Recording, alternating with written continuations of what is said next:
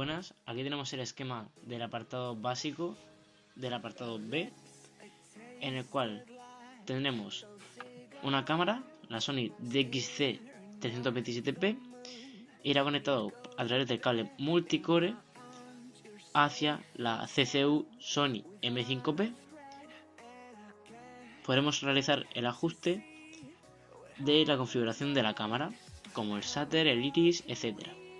Para ello necesitaremos conectar de la CCU por la salida VBS Out, que va con BNC, hacia un monitor al VBS Input para realizar las visualizaciones.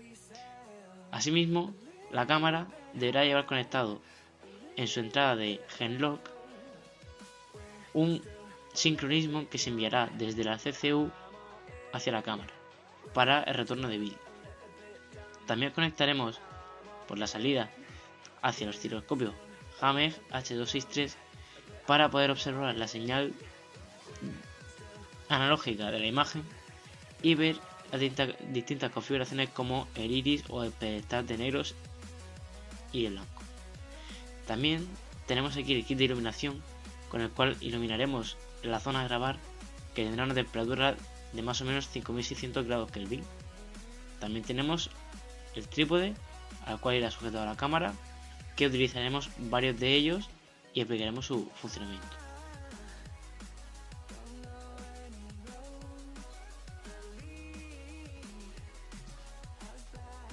Aquí tenemos en el estudio el kit de iluminación, que se compondrá de una serie de antorchas con sus difusores y sus respectivos trípodes para poder obtener la configuración ideal de la imagen.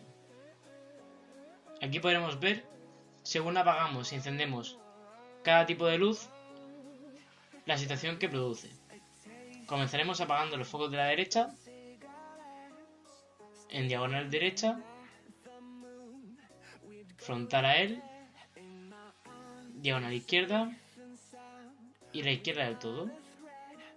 Y si apagamos todos a la vez, vemos que la imagen se ve muy apagada. Aquí tenemos el primer trípode Manfrotto de carácter semiprofesional para cámaras, por ejemplo, tipo reflex o handicam. Se compone de las patas extensibles y para poder ajustar la abertura de cada una de ellas. Son telescópicas en 3 partes y del cabezal para poder realizar el paneo.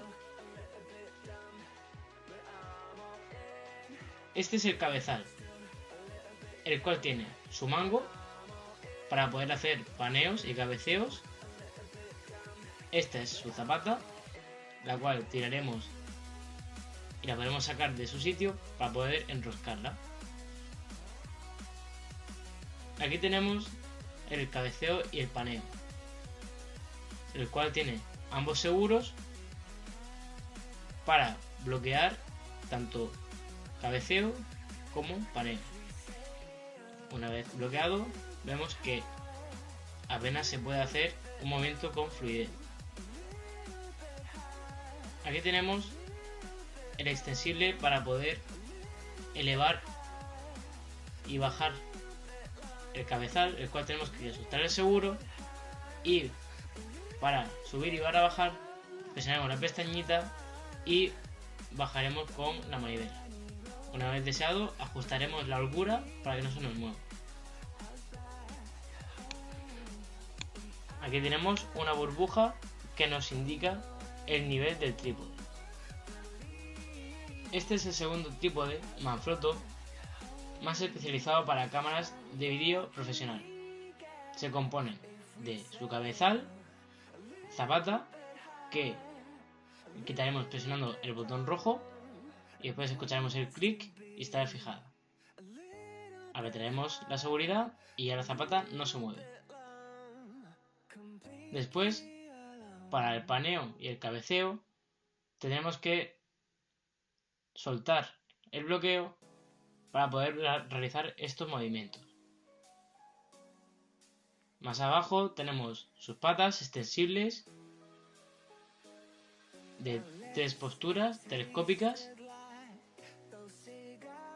Y por último en el suelo tendremos los pestillos, para impedir que el trípode se nos abra y se nos pueda caer la cámara.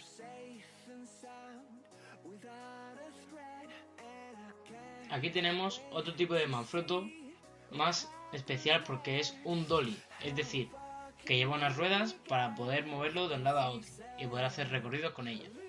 Se compone de las ruedas con sus respectivos frenos para, en caso de no haber fijado, que no se nos desplace.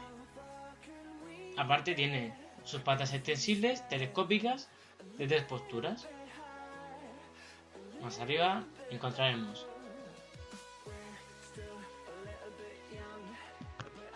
el cabezal para hacer el cabeceo y el paneo, y su zapata, donde se fijará la cámara. Para quitar la zapata debemos de quitar la seguridad, es decir, quitaremos el tornillo y una vez aflojado un poco, presionaremos hacia abajo con el pulgar y ya podremos sacar la zapata para poder enroscarla en la cámara. Doble seguridad, giro y desplazamiento. Una vez encajada, volveremos a repetir el paso que diremos y enroscaremos. Y ya no se nos moverá la zapata de su sitio. Después de esa parte tenemos otra ruleta con la cual vemos que se nos permite hacer un picado, pero hasta un límite. Si desenroscamos la ruleta del todo, podemos hacer picados de mayor longitud, así evitaremos que la lente nos choque contra el trípode. Una vez activado el seguro, no podremos bajar hasta ese punto.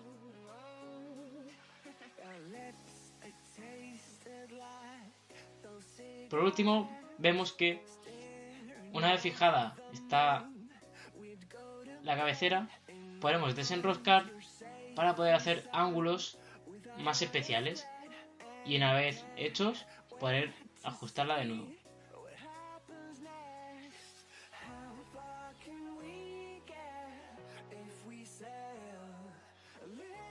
Aquí tenemos la cámara de estudio Sony.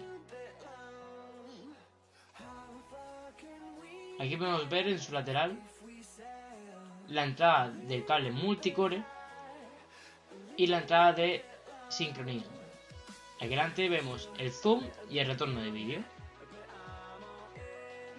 Por el otro lado tenemos la lente y el botón de encendido, balance de blancos y ganancia. Aquí tenemos los selectores de ganancia en 0, 9 y 18 decibelios.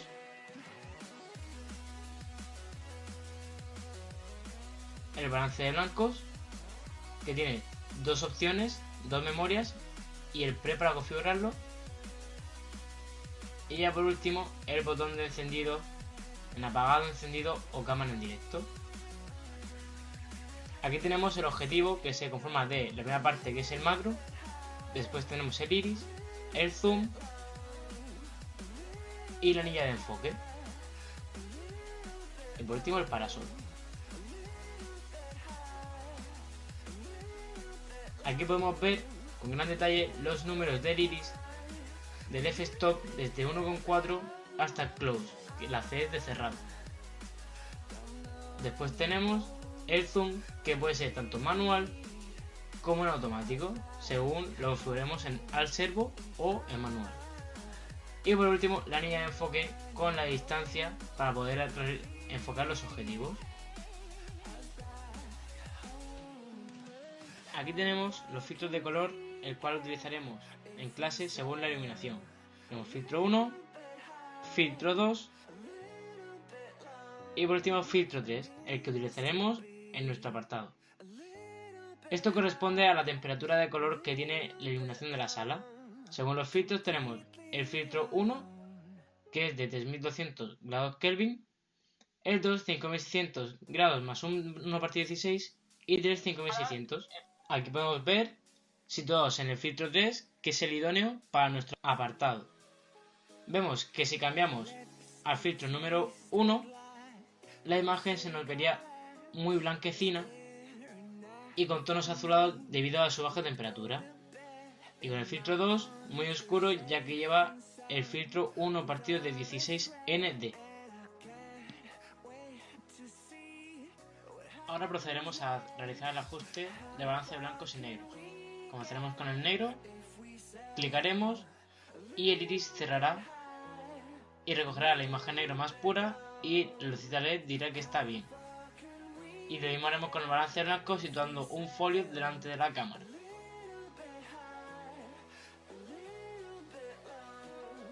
Aquí podemos ver cómo se realiza el balance de negros y veremos cómo la cámara cierra el iris, capta la imagen más negra, más pura y ya está configurado. Ahora, para realizar el ajuste de blancos, situaremos un folio, dado que la iluminación a tratar el blanco más puro sería el de un folio, entonces lo situamos justo enfrente de la lente y clicamos en el botón en la CCU, entonces selecciona que ese es el blanco más puro. Una vez que nos diga que está ok, quitaremos el folio de la lente y veremos que la imagen está completamente bien ajustada. Aquí vemos como el objeto que deseamos grabar, que estemos enfocando con la iluminación dada, situaremos el folio delante y ahí será cuando clicaremos en la CCU para que nos diga ok.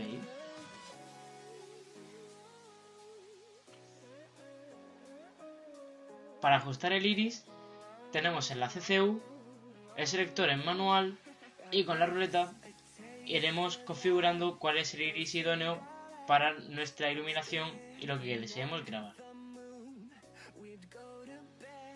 Aquí podemos ver en el osciloscopio la señal del iris. Esta es la señal del vídeo y veremos cómo cambiando el iris la señal se modificará, aumentará y el nivel se reducirá. Ahí la imagen estaría totalmente en el negro. Por el contrario, si nos pasamos, la imagen se vería muy blanquecina, ya que no recibe bien la señal.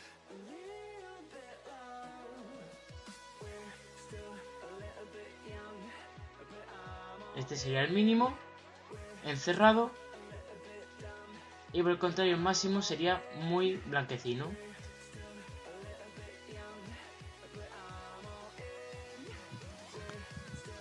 Ahí tenemos el pedestal de negro. Con esto, en este selector, ajustaremos cuál es el valor idóneo. Aquí vemos en la señal, en el osciloscopio, cómo variando el pedestal de negros, vemos que por una parte el negro se queda demasiado negro y por el contrario adopta un tono blanquecino, que sería en este caso.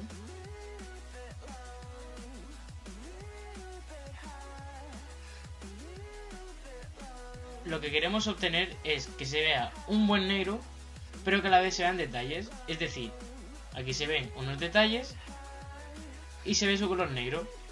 Si por el contrario le aumentamos el pedestal de negro, tendremos un negro más puro, pero sin embargo no tendremos esos detalles que nos interesan ver. Por el contrario, si dejamos el pedestal al mínimo, aparte de no tener un buen tono de negro, no tenemos apenas los detalles que queremos. En el apartado avanzado de esta práctica tenemos la cámara Sony DXZ127P con el objetivo Fujinon y luego por su salida de cable multicore la introduciremos con otro cable multicore hacia la entrada de cámara IN de la CCU Sony M5P, la cual por su salida de vídeo compuesto out VBS out con un conector BNC la introduciremos en un monitor Sony Trinitron PVM14X por la línea A de vídeo compuesto con un conector BNC a BNC y entonces en ese monitor visualizaremos la profundidad de campo, la función de macro, el backfocus, etc. Luego en el apartado avanzado necesitaremos esta carta patrón de ajuste backfocus que la pondremos sobre un papel, sobre un folio y con ella ajustaremos el backfocus para posteriormente luego hacer la práctica. Aquí tenemos la CPU Sony M5P. Vamos a proceder a ajustar la velocidad de obturación shutter. Ahora procederemos a poner el conmutador en on. La primera posición del potenciómetro sería unos 60 Hz. La segunda posición del potenciómetro serían 250 Hz aproximadamente. La tercera serían 500 Hz de frecuencia. La cuarta sería 1000 Hz, 1 partido de 1000. La 5, 1 partido de 2000. Ahora estaría apagado. Para hacerlo manualmente, seleccionando desde la cámara, con el selector bajaremos y subimos. Vamos a proceder a cambiar la velocidad de obturación, más conocida como shutter. Ahora tenemos el shutter a 1 partido de 60 Hz, que es lo más básico. Ahora procederemos a cambiar a la segunda posición, que sería 1 partido de 250 Hz. La tercera posición sería 1 partido de 500 Hz. La cuarta posición sería 1 partido de 1000 Hz. Y la quinta posición del botón del potenciómetro sería 1 partido de 2000 Hz. Y vemos que la imagen, ahora volvemos a la 1 partido de 60, la imagen original. Realizar el ajuste de los focus. Ajustaremos este tornillo realizando el zoom al máximo de la cámara. Una vez realizado el zoom, procederemos a enfocar la cámara con la última anilla, la del enfoque. Después, cuando veamos que el objeto está bien enfocado, con el selector del back focus soltaremos el tornillo un poco e iremos ajustando para que cuando retrocedamos y hagamos zoom esté bien enfocado en el interior de la imagen, por ejemplo. Aquí vemos como el back focus bien ajustado. Realizaremos hacer un zoom al centro de la imagen de esta carta patrón y vemos que está todo bien enfocado, bien definido, y aún haciendo zoom al máximo vemos que está perfectamente enfocado y líneas bien definidas.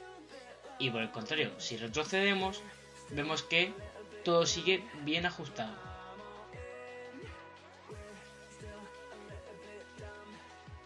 Aquí tenemos el objeto que hemos grabado con el filtro macro y podemos observar a la distancia que se encuentra de la cámara, que más o menos sería de unos 2 metros aproximadamente, y podemos observar que tenemos unos detalles bastante definidos del objeto grabado previamente con el macro. Aquí tenemos la cámara Sony de estudio ajustada con el filtro función macro activa. Y aquí podemos observar la calidad de la imagen que hemos grabado.